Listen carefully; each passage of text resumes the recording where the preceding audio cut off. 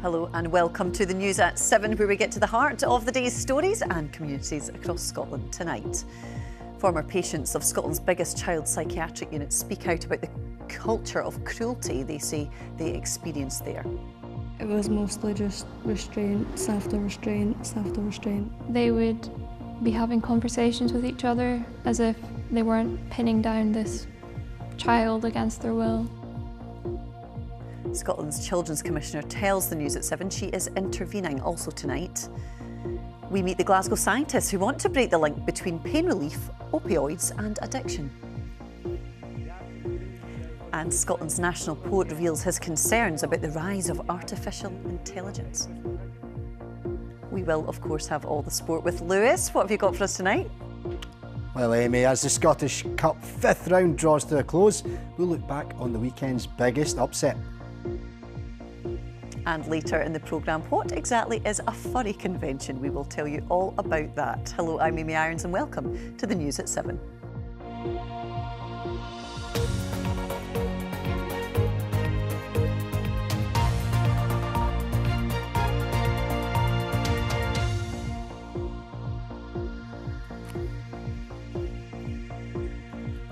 Today, former patients of Scotland's biggest child psychiatric unit have been speaking out about the culture of cruelty they say they experienced there. Journalists from the BBC's Disclosure programme have spoken to more than 25 patients who say nurses quickly resorted to force, including physical restraint, and dragging patients down corridors, leaving them bruised and traumatised.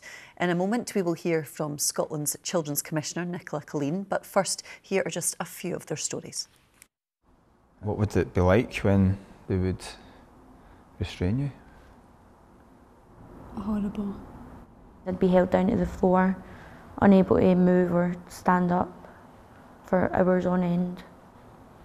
I remember just thinking, I need out of here, I need my mum. It was mostly just restraints after restraints after restraints. Would they come and try and talk to you and talk you down and de-escalate the situation first? No. If I was like immediate risk to my life or danger in myself, they'd be necessary. But not if I'm crying and I'm in distress and I'm telling them that I want to speak to them. Instead of just putting me on the floor and restraining me, they should talk to me first. So is it not the case that quite a lot of these restraints would have been necessary? I think quite a lot of them could have been avoided. And how could they have avoided them? Speaking to me. Not using restraints is first port of call. They would be having conversations with each other as if they weren't pinning down this child against their will, and just be talking about their weekends. It just felt so dehumanising, and it was almost as if I was getting treated like an animal. Well, earlier I spoke to Nicola Killeen, Scotland's Children and Young People's Commissioner. She said her office will be writing to the Scottish Government to urge them again to introduce statutory legislation around the use of restraint. All children have the right to be protected from any form of abuse, harm, treated with dignity in any part of their life. So from what I have heard about the allegations, including the excessive use of restraint, it is really distressing. Can you tell just our viewers at home, there is guidance as to when restraint should be used and exactly how it should be used, isn't there? Restraint should only ever be used as a last resort. So it should only be used if it's to protect a child from harm or from other people coming into harm, and it should be used with the minimum amount of force for the minimum amount of time. And what we don't have in Scotland yet is actually statutory guidance. So we don't have the legal framework yet across any setting where a child or young person might be, whether it's within a mental health ward, within an education setting, to ensure that that's on a statutory footing, to ensure that all practitioners understand what the framework is, what the basis is, that it's monitored, that actually the appropriate training is in place and children have greater protections within Scotland. I think that could probably be quite surprising to people watching at home that didn't realise there is no statutory guidance on this. Are we likely to see that? Is that something that we could see introduced? Well, we need to see it, and my office has been calling alongside Parents, campaigners, the Promise Scotland, many other organisations are asking Scottish Government to address this as urgently as possible, ensure there's a consistency of approach across all settings, and to put guidance on a statutory framework and ensure that we've got greater protections for children and young people. Because what kind of difference would that make? What difference could that make if it was statutory guidance rather than just the guidance that is at the moment? I think what we always need to remember is that the use of restraint is very traumatic.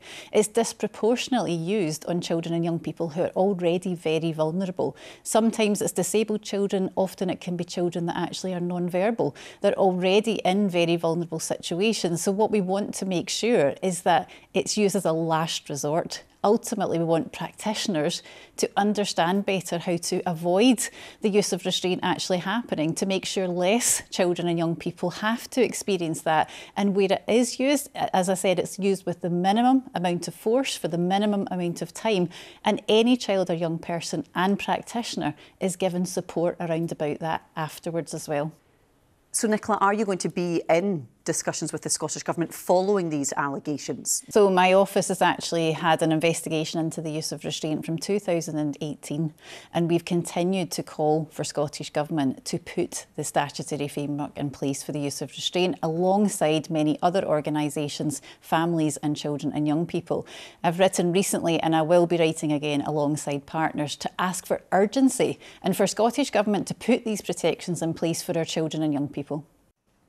Nicola Clean there. Well, NHS Greater Glasgow and Clyde said it was incredibly sorry to patients who did not receive appropriate levels of care. It said it had previously been aware of issues at Skye House and made improvements.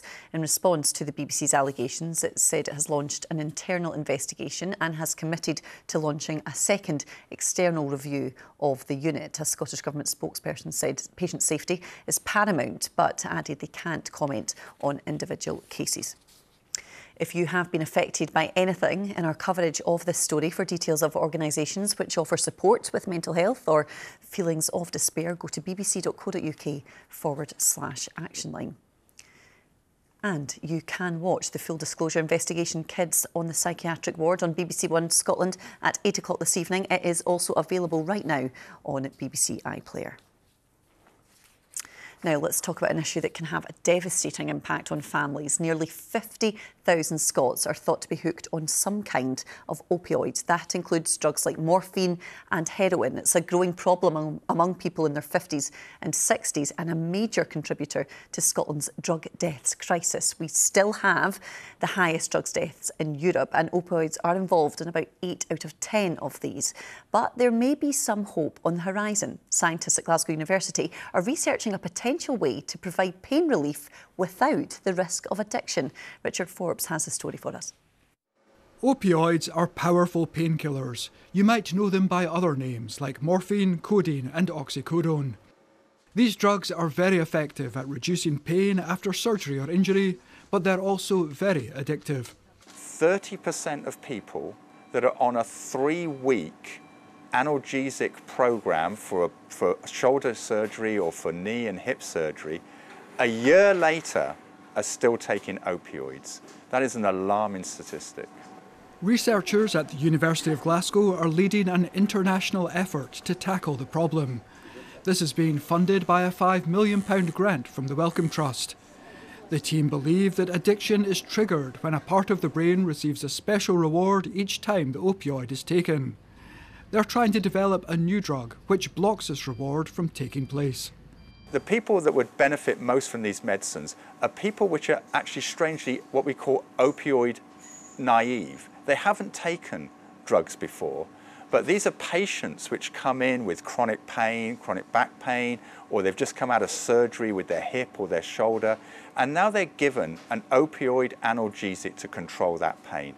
Those people are now at risk of becoming addicted to opioids.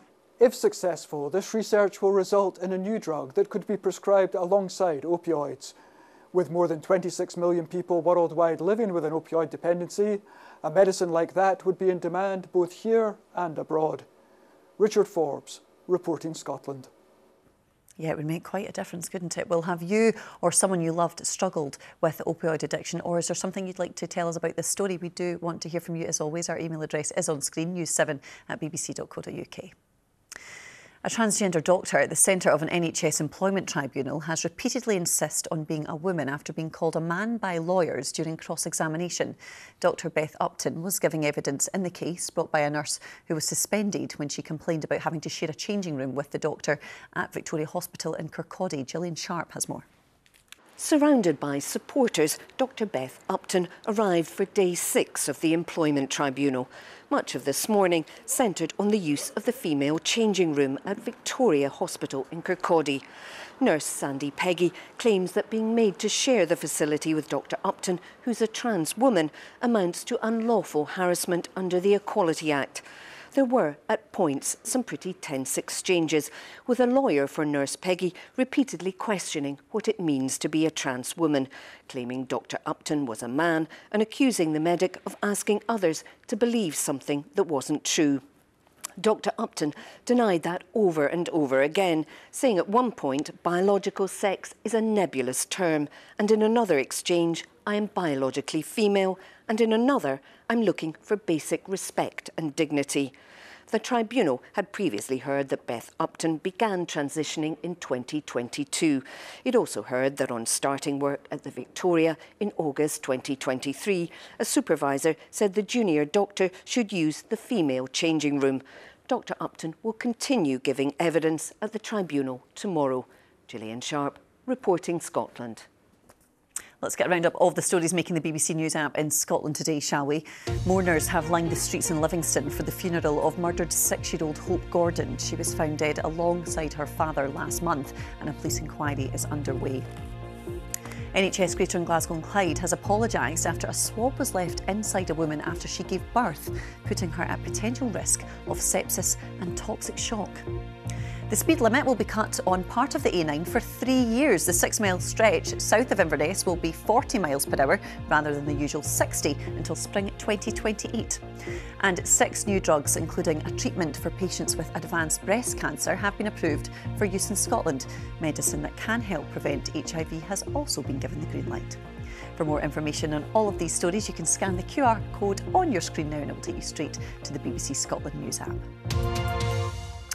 Now, artificial intelligence is rapidly changing the world that we live in. It's now everywhere, isn't it? From AI assistants on our phones to chatbots helping you with your online returns. Many artists, writers and publishers are concerned about the impact it could have on the creative industries, though. Among them are Scotland's new Macker, or national poet, Peter Mackay. He was appointed in November, and I spoke to him earlier and asked him about his hopes for the role. Well, in the role of Macker, I'm hoping to celebrate all of the different languages in Scotland, not just I'm a Scottish Gaelic speaker, and that's one of the reasons probably why I've got the Mackership. But I'm wanting to celebrate Gaelic, Scots, English, but also all of the other languages people are writing in and living in the country at the moment. I think it's great we've got a multilingual country, and we should celebrate that a bit more. I think you're absolutely right, Peter. Many people would agree with that as well, I'm sure. I know you have some concerns, particularly the time that writers will be working in now around AI and how that could impact the livelihoods of writers. What are your concerns just around AI at the moment? I think there's a huge amount of uncertainty about AI at the moment for publishers, for writers, for readers, in lots of different ways. I think one of the things is that many of the large language generating models, they have taken on board lots of the literature of the world, many of it still in copyright, many of it without permission, many of it without actually paying for that, to train up the AI systems that they use. This is obviously a concern. I'm also really worried about the possibility of AI material being generated without us knowing. It's going to be really hard for somebody writing a poem or a novel to be competing with an algorithm that can put together in a fraction of the time, an absolute fraction of the time, all of the knowledge of the condensed material of all of Shakespeare, say. Write a poem in the style of Shakespeare, AI can do that very quickly. At the moment, not very well, but it can do it much more quickly than a person could do. This has serious ramifications for the labour, the work that goes into writing, to creating, and also how people are going to get paid for that now and in the future. I know, and I think the thing is it's so early in terms of just, I suppose, the lifespan of AI and how long it's been in our lives. It's only going to get more progressive. It's only going to get even better, isn't it, as you say, and even quicker. What would you like to see put in place, Peter? Are there guidelines? I mean, where do we go with this?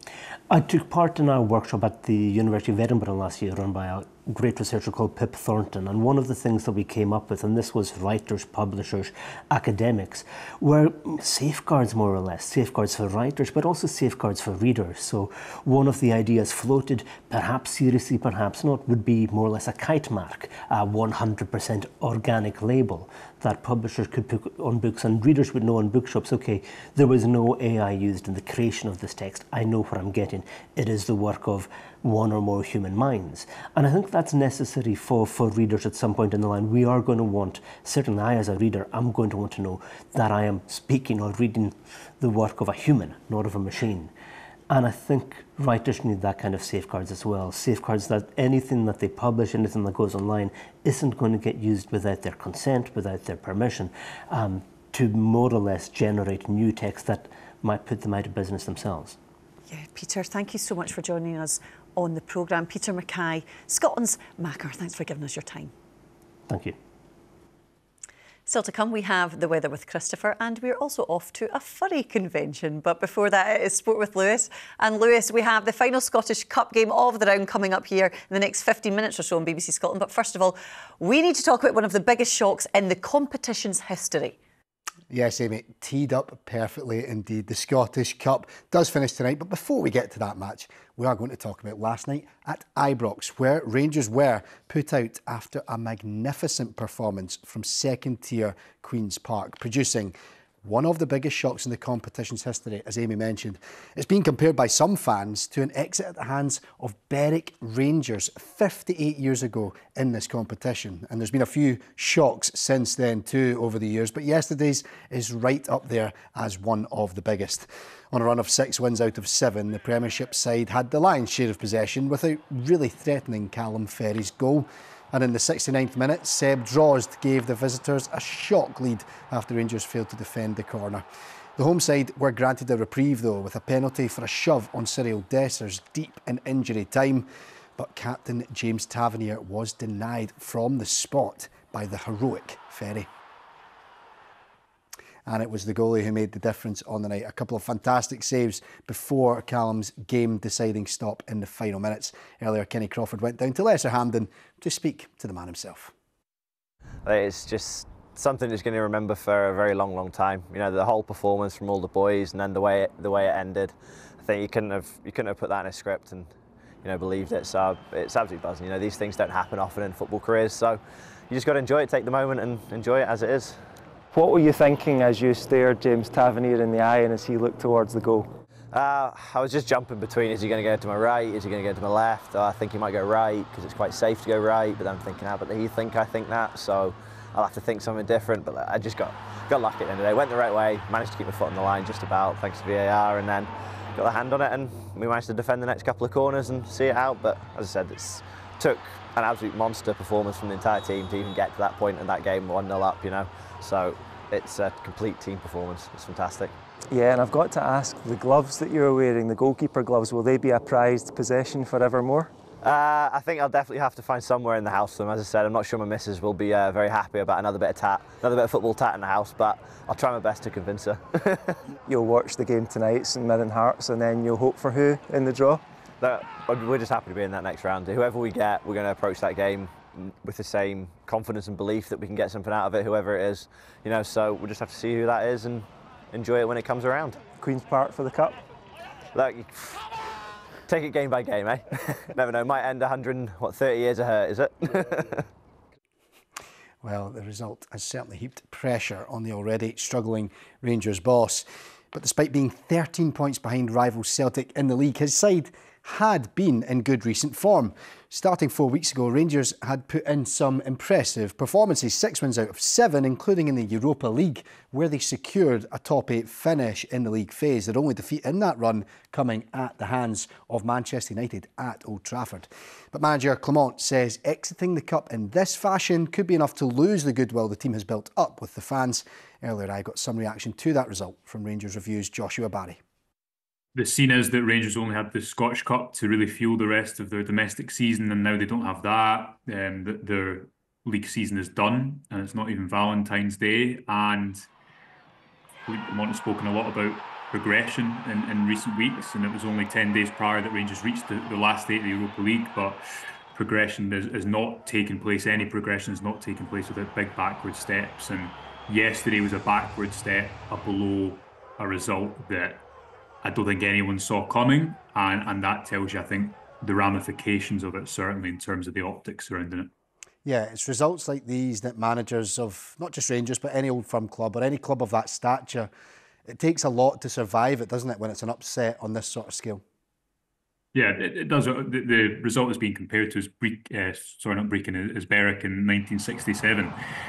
This isn't just like a generational result. This is a two-generational, double-generational result, and that's the reality of it. I think Philippe Clement has inherited difficult circumstances. I think that's also given him more job security than his predecessors, the people who came before him. But it's a significance of a result like this as a Queen's Park side, to not take anything away from them, but they lost to bottom of the table Airdrie the week before. You just can't do that as a Rangers manager, especially when you're in the situation that they are in the league. Okay, to rugby now, and it was yet another defeat against Ireland for Gregor Townsend, Scotland, who barely laid a glove on the rampant visitors at Murrayfield yesterday. The Irish raced into a healthy 17-point lead. A late try from Duhan van der Merwe in the first half was a rare moment to celebrate for the home crowd. Scotland started the second period with promise before the visitors to win the competition, then cruised to victory. It finished 18-32 in Edinburgh. And the Scottish Cup fifth round comes to a close tonight, and it's two Premiership teams in action. You can watch St Mirren take on Hearts right after this programme on this very channel, and that game will of course be followed by the quarter-final draw. So certainly one to keep an eye out for. Yes, cannot wait for that one, Lewis. Now, I know, like most of us, Lewis, you like to get the glad rags on for going out of the weekend, don't you? Oh, yes, definitely. I know for sure. But that actually means something very different for the people who attended Scotland's biggest furry convention in Glasgow on Saturday and Sunday. But what exactly is a furry, I hear you ask? Thea Kellock and Eden McLeod went along to find out.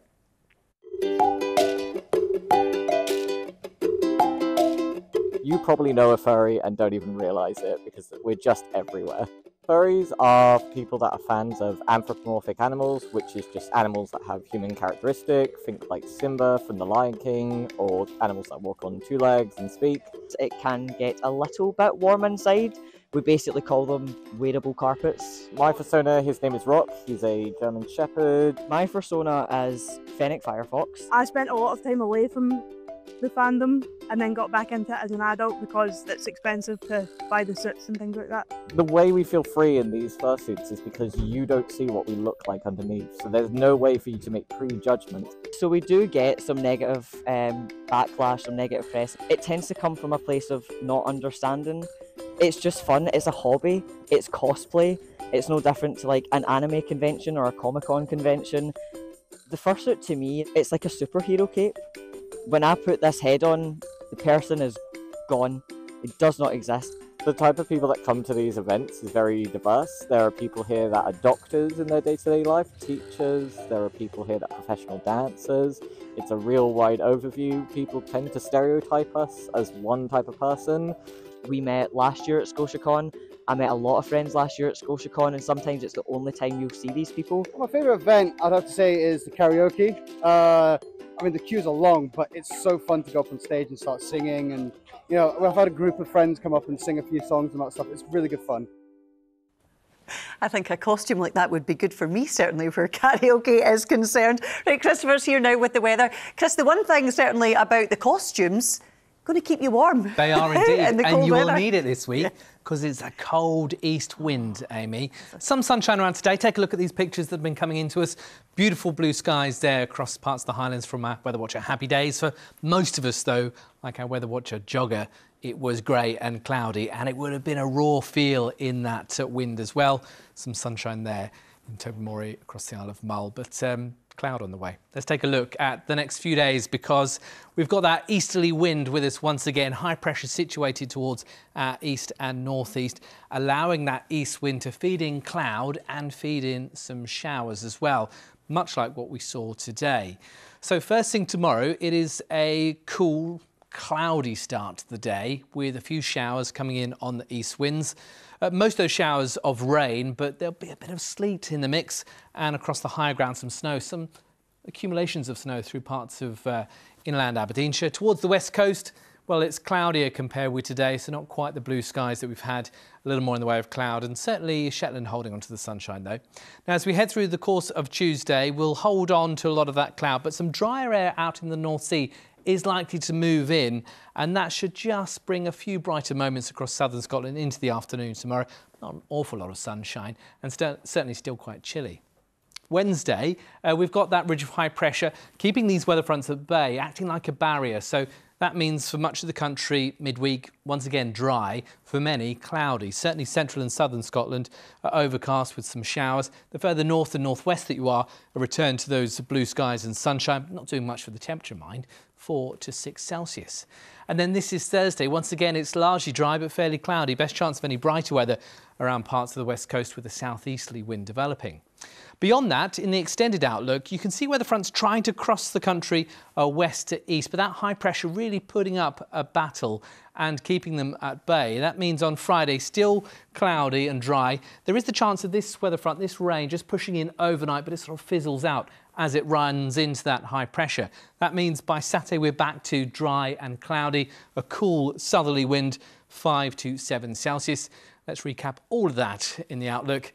Cold and cloudy for many at times, a few showers in the mix as well. That's the forecast, Amy. Thanks very much, Chris. It's so easy, isn't it, when there's a little bit of sun that you just get a bit hopeful, you put a lighter jacket on and you go out and you think, mistake made. Thanks very much. And that is all we have time for on the programme this evening. I will be back tomorrow on the news at 7, where we will hear from our very own Scottish gladiator, Shelley Sabert-McCoy. Looking forward to that. I will see you then. Bye-bye.